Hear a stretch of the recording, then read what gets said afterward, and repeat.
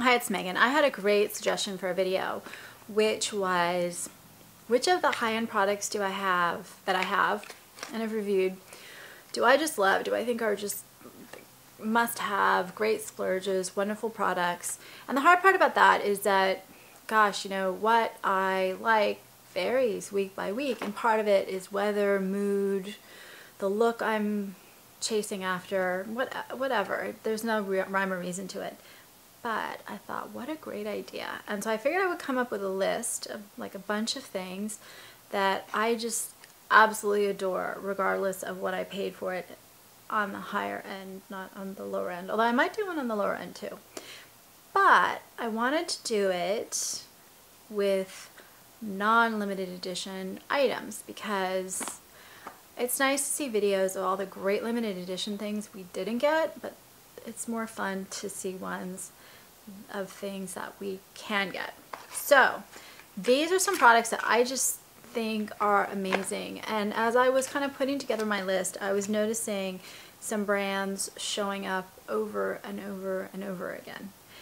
And I'd also say that I skipped perfumes just because they're so personal, and I skipped skincare just because that's skin type focused, and a lot of that just, it's always available, you know what you want. And then I also, I have like a nosebleed level price point wise where I just can't justify the price of certain things. So my stuff goes only so high price point wise. And then, you know, the $80, $90, $100 eyeshadow palettes, you're not going to see those except for one, but it's a really big one. So let's start with that. And this is one of 2 limited edition items in here, but this is still available as I'm making this video, and I just think it's so great. I figured I would do it. This Shu Uemura 16 Shades of Nude palette. I think my lighting just went all haywire. You know what? I love Shu Uemura. I just think everything, almost everything that they do is beautiful, and I just love this palette because it's consistent quality-wise. The colors are not your same old boring neutrals. There's all these like little undertones and micro shimmers, and then also it veers lighter. I like lighter palettes, and the quality and even the value was $89, but it's a big palette. I just thought it was great. Then, since we're doing eyeshadows, Nude Dip is coming back, and so I want to put that at the very beginning of the video. This is a palette that was one of my first Tom Ford products, and it's really beautiful, and it's coming back. It might be permanent, so if you can get this, I would get it. What I like about it is, again, the colors are just universal. You can use them any old time. They're very flattering, I think, on pretty much any skin tone.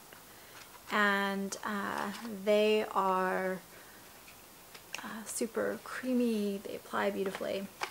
The next one is a limited edition set, but it's actually the product itself I'm going to talk about. No, I got the wrong product. Anyway, it was Laura Mercier Caviar Sticks. They are one of the best cream shadows I've ever tried. They are idiot proof, and idiot proof to me is a huge, huge compliment, just because I sometimes need things that I can apply in like 2 minutes, less than 2 minutes, and look flawless. They are that kind of a product. The runner-up on the cream eyeshadow category is the NARS Eye Paint. And I like these. They set really fast though. And also, the one thing I don't like most about these, although I think they're gorgeous, is I think, I just dropped it everywhere again, the second time. The opening is really small. So you can use an hourglass crease brush or all over brush. I've been advised and I've ordered but haven't gotten yet, kind of brush for a cream shadow like this. But I think that I like fingers sometimes for cream shadows. I don't like the packaging, but I do love these. So these were the runners up on the eyeshadow front. And then kind of the foundation. So the regular Guerlain foundation I've heard is amazing. I like the Terracotta Jolie Tint, and that's just because it gives me a fabulous, amazing, beautiful glow, and I think it's flawless for a little bit of a heavier coverage foundation. I love it. For lighter, I adore the Guerlain Meteorites, and this is just my favorite right now. I also really like the YSL Touch of Glatt foundation, but I just haven't been wearing that. I've been wearing these, so that's what I like the best right now. This though is really pretty for a super light coverage. It does give you that amazing little glow. And the Giorgio Armani CC cream, same thing. These two are the only thing I can do on camera and look flawless, just because the camera is so brutal.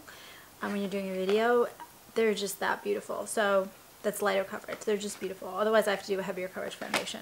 And I just realized I skipped one eyeshadow, the Vizart. This is actually my favorite eyeshadow right now. This particular brand, I love this eyeshadow. It just applies flawlessly, beautifully. It goes exactly where you want. The colors are flattering. I have nothing bad to say. Great formula, great colors. I'm not so fond of the bridal palette, which I haven't done a video for yet, but I will. I do like the matte, either the regular matte, the original one, the warm one, or the cool, and then the Paris Nude I really like as well for a little bit of shimmer. So I think we're done with eyeshadow. Yes, we're done with eyeshadow. Except for the Chanel, and then we're done with eyeshadow.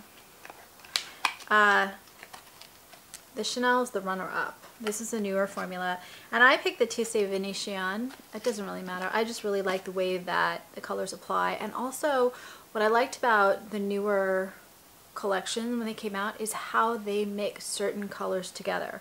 That to me was like, oh my gosh, wow, they did an amazing job. Powder, meteorites. It doesn't matter whether you get the regular meteorites with the little balls, little pearls, or the pressed one. It makes me look much better, period. I'm a huge highlighter fan. I just don't have a favorite highlighter right now because, that's my last limited edition, I promise, I really like my Cinderella. This is the lighter one, the Mystery Princess. It's super glittery, super shimmery. I just like this one right now, but it's unusual I don't have a favorite highlighter.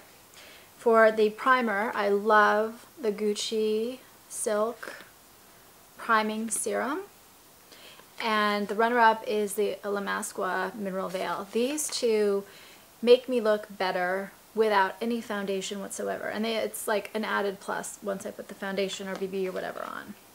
Blush. For powder blush, La Masqua right now is my favorite formula with, these are two shades, cream and powder. I just think this formula is amazing. Cream or powder, just gorgeous. Finely milled, applies beautifully, amazing colors. They're more matte. Since I tend to put all kinds of little shimmer things and effects on my face, I really like matte blush because it gives me more flexibility. And then this is not a luxury product, but the MAC Prism blush is just a great neutral blush. I'm always looking for the neutral stuff so that if I'm in a hurry and don't want to match my whole look, I have something that I can kind of pull off anyway. Among the best blushes ever for the liquid blush is the Giorgio Armani Maestro blush. And I don't have a favorite color of these. I think that all three colors, they only have 3 colors. All 3 colors are amazing, gorgeous, perfect, just fabulous. Eye pencils. Ooh, I just saw something I forgot I put in here. Eye pencils. I love my Lancome La Colle, and I've got the black and the brown, and I actually have started recently doing the brown on the upper waterline and then brown mascara, and it's just a softer look than the black. But if you take one of these, put it on your upper waterline, it kind of bleeds just very softly, but not so much as the super liquid ones that go right in your eye if you've got contacts. It just lines beautifully, softly, perfectly. I love these. And then I threw this in just as kind of an honorable mention. This YSL eyeliner in this aqua blue. The color was number 12, which is called Blue Lumiere. And I threw this in just to remind everyone that as we're heading into summer collections, sometimes these like super beautiful aqua color blue liners that you get at this time of year are just consistently beautiful. They're so worth getting. Then heading to mascara and lip. So I have another cheaper mascara in Etude House, this like 3-step system, which I really love. But for the high end, the Lancome Hypnose Drama in black is my absolute favorite. Those butterfly fake eyelash things, which I like. And then for brown, the Gucci Eye Opulent Voluming Mascara, which I have on right now, which if you're really patient and you do the little twist thing as you apply it, applies better. But if you're like me and just a lot of times slop it on, it's still flawless. And I love the brown of it. Lip products. I'm not a lip gloss girl. I was recently really impressed with some Chanel lip gloss, but my favorite is the Illamasqua Intense Lip Gloss. These are gorgeous for someone who doesn't like lip gloss. And my favorite is Fierce, which is this kind of purple color.